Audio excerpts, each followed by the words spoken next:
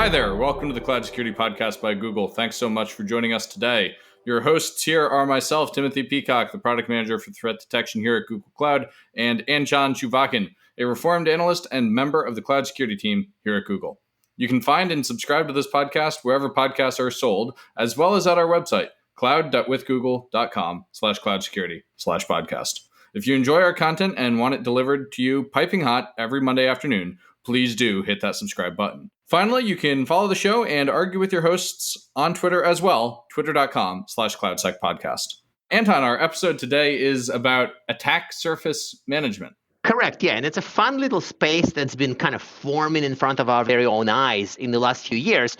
Back when I was an analyst, now that I'm reformed from that, I recall hearing from some people that they want to discover all those assets that can be attacked. And of course, a naive and instinctive view of me as an analyst was to say, hey, don't you have a vulnerability scanner? Don't you have the asset management database of some sort? Surely you know what you have. And of course, we all know the answer is no, not really. Today, in this era of cloud and SaaS and people buying IT with credit cards, no, companies do not know what they have, hence a new space. It's a reasonable space in my mind. I mean, one of the ways we explained what we were doing back at Shape was the concept of turning a battleship on its side so that you don't have the enemy facing your broadside, you have them facing your narrow side. It makes a lot of sense that an organization would want to understand all of their exposure and then take steps to minimize it. Correct. And specifically in the cloud, where it's much easier to find assets once you know that they exist, but it's not always easy. Like you can't have a rogue server in the closet in Google Cloud. That doesn't exist. So that's good news. But the bad news is you can have somebody whip out a credit card and buy Google Cloud for his department. That's right. So in that sense, we solved the problem of a rogue server in the proverbial broom closet or wiring closet or whatever, but we now created a new problem of this whole shadow IT with a credit card. So attack surface management, to me, is primarily about the cloud, but of course I've met people who think it's broader than that. It's about finding all the stuff that belongs to your org so that you can secure it. I think this is a case where cloud gets to mean a little bit more than Azure, AWS, Google. It also includes all of the software as a service providers and Salesforce and all of those. Surely you mean Google, Azure, AWS, right? You didn't mean... Of course, in that order, as always. And with that, perhaps, let's turn it over to our guest today, Derek Abdeen, the CTO at Census. Derek, attack surface management. That's, I think, part of what we're talking about today. Is this a new tool set, a new category? It sounds, not that I was alive then, but it sounds a little bit like 1980s asset management. Yeah, I mean, in the 1980s, you probably had 9600 baud modems back then and, lots of home usage. If you look at the last 20 years, what's really happened to the internet, what's happened to corporate IT, there's been, a number of things that I think have shifted thinking around IT and infrastructure. And to kind of look at that a little bit more deeply, one of the first things is that, you saw this shift from procurement processes that took a long time. And you had to go ask somebody centrally to go, got a new server and then rack it. And then you heard it humming usually behind you at some point if you didn't have it in a data center. And we went to this model where we started to look at virtualization. And then the cloud came up. And what these new types of infrastructure did was they unlocked organizations to be able to quickly start to adapt some of their business needs by getting new business applications built online more quickly. And so what we saw was a shift from this very static nature IT environment to this more dynamic ephemeral environment where, with cloud environments, first and foremost, a lot of people have been taking advantage of those. And they've created a new type of asset management issue for a lot of organizations that need to kind of figure out, as a cybersecurity team, how do I really start to manage these devices? So that's one aspect. I think the second aspect that I think about with asset management and how it's really an inventory and how it's shifted is this whole notion of citizen IT is with the release of having to go through central procurement processes and starting to look at organizations empowering their employees to build new applications. They can go swipe a corporate card now and they can get new applications online. And that's really cool, but it's also really scary for cybersecurity teams. That can create an issue where you have this shadow environment where you have these unmanaged assets now sitting around. Maybe they're on the internet, and that creates a risk for an organization. So that's one aspect. And the third that I think has really changed in the last couple of decades is this notion, I don't want to be super buzzwordy, but I'm going to say digital transformation, because a lot of organizations have started to look at changing their business processes by doing that, adopting new types of technology. And a lot of times it's technology they don't necessarily understand. And so by doing that, sometimes they open themselves up to new risks and new risk categories that weren't necessarily in the realm of their previous environment. So with those kind of three factors, we tend to see a much different environment and a much different interest with this type of inventory. So it sounds like the time for it is now. It's like people misplaced assets in closets for 20, 30, maybe 40 years. But today we seem to have at this cusp of like transformation, cusp of people deploying applications with nothing but a credit card. So it sounds like the need to an extent always existed, but today the need is becoming extreme to go and look for those applications, to go and look for those systems, right? Yeah, absolutely. Especially with the cloud environment, people are just adopting it at a rapid pace, and being able to get a grasp on that quickly is a huge aspect of it. Not only that, if you look at pen testing, a lot of companies have also just looked at, hey, if I can find that server in the closet using, pen testers, but that's also a very slow process. So if you're going to use, people to go out and try to find these hosts and bring them back into a centralized Excel spreadsheet or something, whatever you're using to actually accumulate all these assets into some type of pool or CMDB, it's a very slow process. So being able to have a constantly up-to-date inventory, it's not just the aspect of finding those devices, but ensuring that that information is fresh and up-to-date, so you're not acting on something that's stale and old. No, that makes sense. And I think it's time to kind of look at the actual machinery for doing it. Somebody who dealt with things like vulnerability scanners or pen tests back in my analyst days, my initial reaction is like, oh, we probably scan for it. But of course, we don't scan for it in the cloud because it may be, you don't know what IPs to scan. Yep. So how do we find those assets that may be misplaced? How can any technology do it reliably? It sounds like a really tough challenge. I assume you guys aren't spelunking around people's cloud environments with flashlights looking for servers with labels on them. No, maybe like in the kind of like virtual sense, like in the very hand wavy, like 100,000 foot view sense, you could potentially do that from internet scanning. But, I think what it comes down to is really starting to look at new methods of distributing, like hosts in cloud environments. Again, you can have an application that has a cluster of hosts that are all ephemeral and they come online and offline very rapidly because they're part of an auto scaling group. And that's a unique challenge because now you have to look at what's in your inventory more from a perspective of the application rather than the perspective of an individualized host. And so what you can do on the outside is start to look at what websites you have exposed, what are your domains that you have exposed, and even more so, one of the most interesting pivots that I like to look at is things like certificates. So if you can actually find multiple different hosts presenting the same certificate, usually you can tie those back to the same organization or even potentially the same application and potentially even the same business unit that owns that application.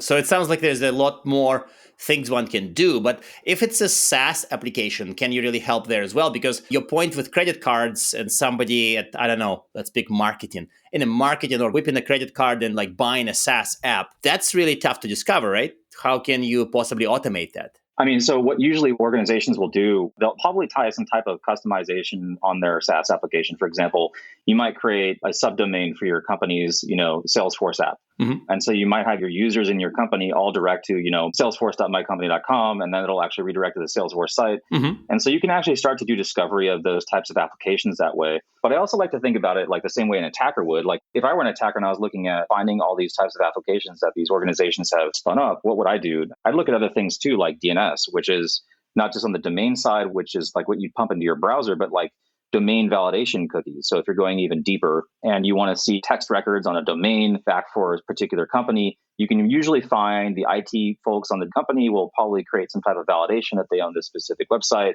and they'll dump that into their domain records, and they'll usually leave those behind. They'll go stale over some time, but it gives an attacker a really good sense of, hey, they're signing up for Office 365. They're signing up for, G Suite. They're signing up for, whatever type of tool out there. And so it gives you that additional sense of these SaaS applications that need that type of verification. And attackers look for that, and so do we. That's a pretty interesting thing to look for. I was looking through some of your company materials before, and I saw a lot of thinking still about, real layer 3 and 4 stuff, IPs, ports. We're in an age of like HP endpoints driving everything in the cloud. Is that kind of, 90s IPS style thinking still relevant? I think it is to a large extent. So one thing we typically tend to see on just the kind of IP and port level, organizations still have offices today. They're going to continue to have offices. They're going to continue to have data centers. They're going to have some level of static infrastructure. And that static infrastructure will have a net block assigned, and it's going to have, some exposure out on the internet. There's always going to be some risk out there. It's never going to be zero. But there is, of course, the cloud side that changes quite a bit. Now, when it comes to the specific IPs and ports, there's oftentimes we'll find, organizations that have formable protocols like SMB and RDP exposed. And those are things that you just don't want to have exposed. That's on the ouch space. At this point, it's like, no. Absolutely. And usually we get people to jump out of their chairs when we see that pretty quickly. So those are the kind of low-hanging fruit. I do think that there is this higher level kind of concept of you do need to go a little bit deeper on the attack surface side, because it's not just about IPs and ports, especially with applications that are hosted in the cloud.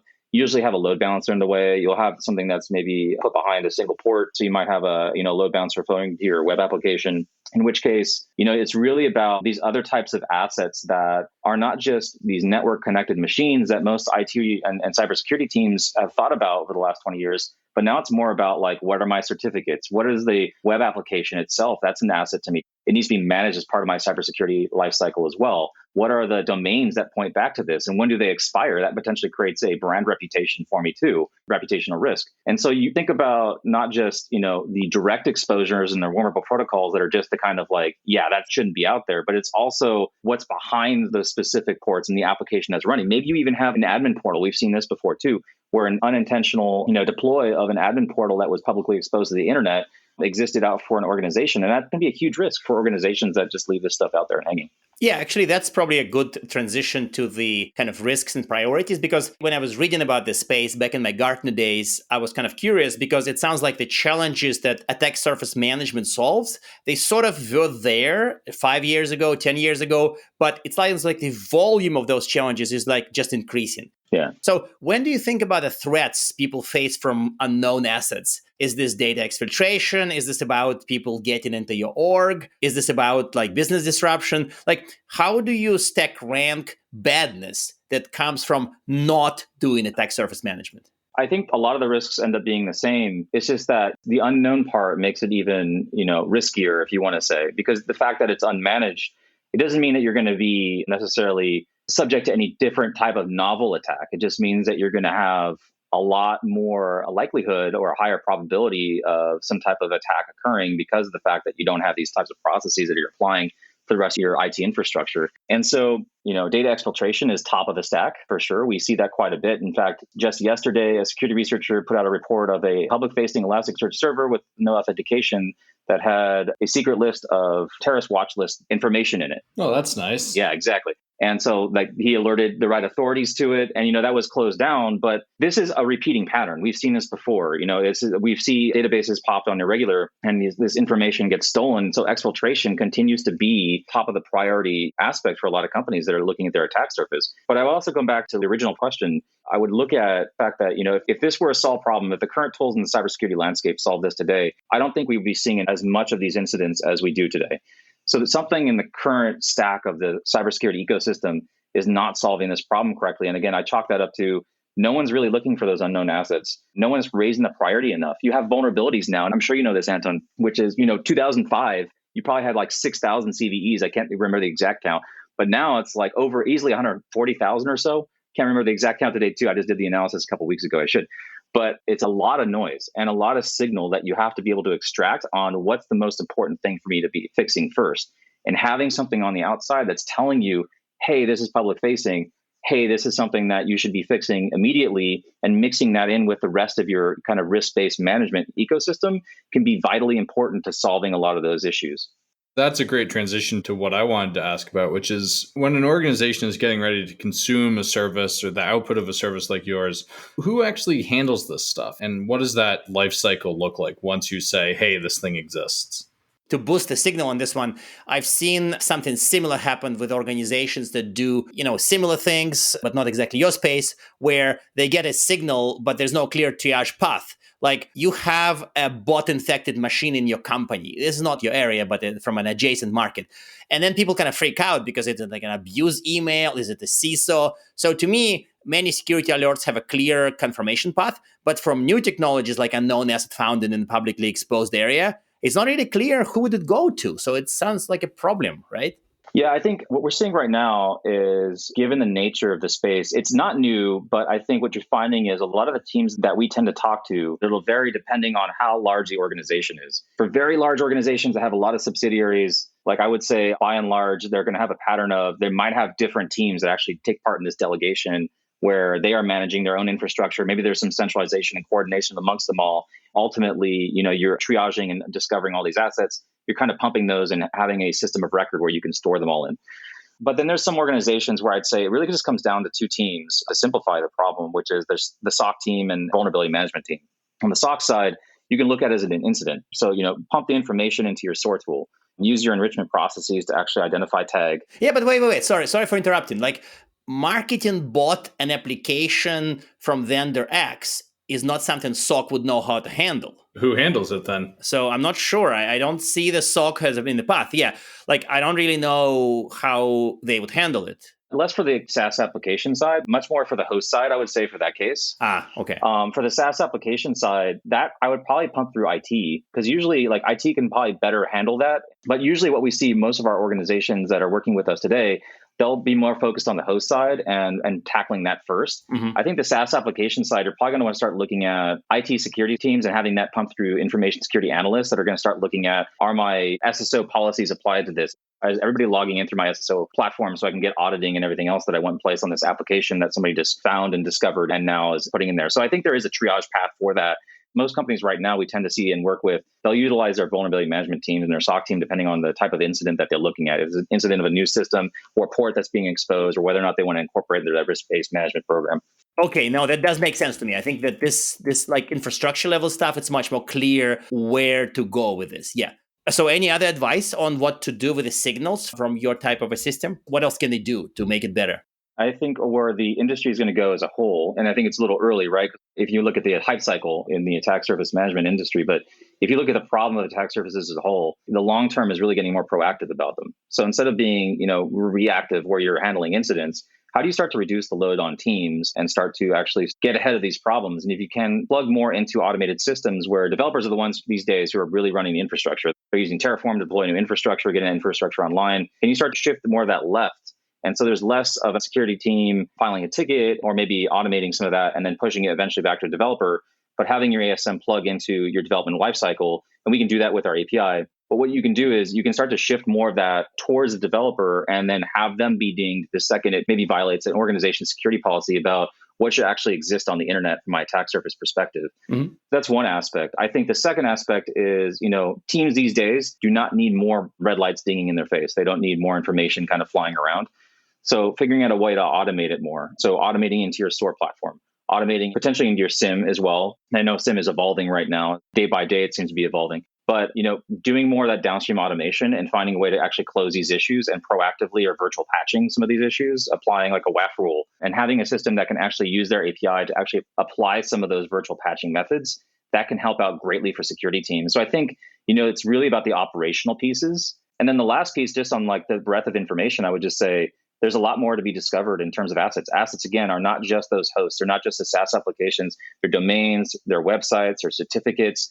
And all of these play a role into your downstream ecosystem. Plug your websites into your AppSec scanning tool. Find more SQL injection, XSS, protect those applications. So it's really about integrating it into your entire cybersecurity ecosystem and making sure that your attack surface, your vulnerability management program, your CSPMs, your application security suite, they all work and gel really well together.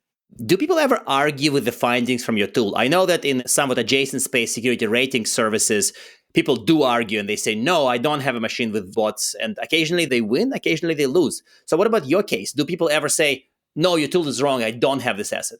Yeah, that exists. And I think really it comes down to how good your algorithm is, what we call attribution. We pride ourselves in having some of the lowest in the industry right now, false positive rates. And we hear that anecdotally through a lot of the folks that we talk to. But the way you need to really think about that is, what are the sources of information you're using? How do you kind of tune the algorithm to find things? How manual is the algorithm? So a lot of different companies will use people to kind of like augment or supplement the way they do discovery and attribution, so that an organization, a vendor might actually use those people to filter out any information before it gets to you, so that you can not see that false positives potentially.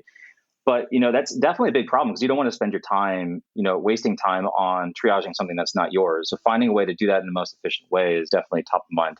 To sort of start putting together the closing thoughts, I guess when I hear about people doing shadow IT or cloud, the old thinking, again, 5-10 years ago would be security needs to fight it. They need to clamp down on this and make sure it's gone. It's very clear that it's not what people should be doing and would be doing today. Again, back in my Gartner days, they thought about the model of bimodal IT, like a fast IT that goes and breaks things and the traditional IT that goes slow. What's the typical meta advice? So, okay, I bought your tool. I have a lot of findings. What do I do? Do I go fight them? Do I join them? Do I somehow harmonize it? Like, what's your meta advice on this? Like, to make that a little harder, maybe, is there preventive things people can do here? Like, this has been a very response detection driven conversation. Yeah, but wait, I'm curious. Tim, they may not need to prevent it. That business may be right. Preventative feels like a wrong way to go, simply because this is business doing business. Well, let's ask Derek if he thinks preventative. Okay, let's is the ask wrong way Derek. to go. On the subject, though, kind of the first side, Anton, you're going to have to walk me through that a tiny bit more, too, just so I can kind of understand that a little bit better.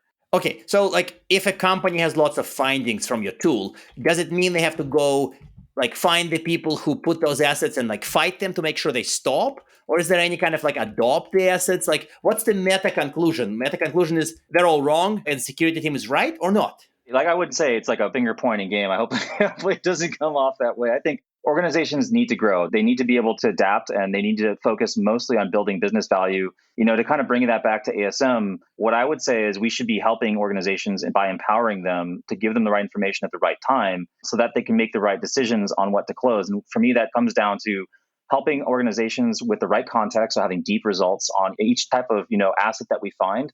We want to have the most context to give folks that are triaging this information, the information they need to quickly adapt and respond to them, triage them and decide whether or not they own them or not. And from there, work that into their downstream processes. It really does make a lot of sense for companies to continue to build and focus on that value creation. And we can play and help in a central role of creating an environment that works for them really well.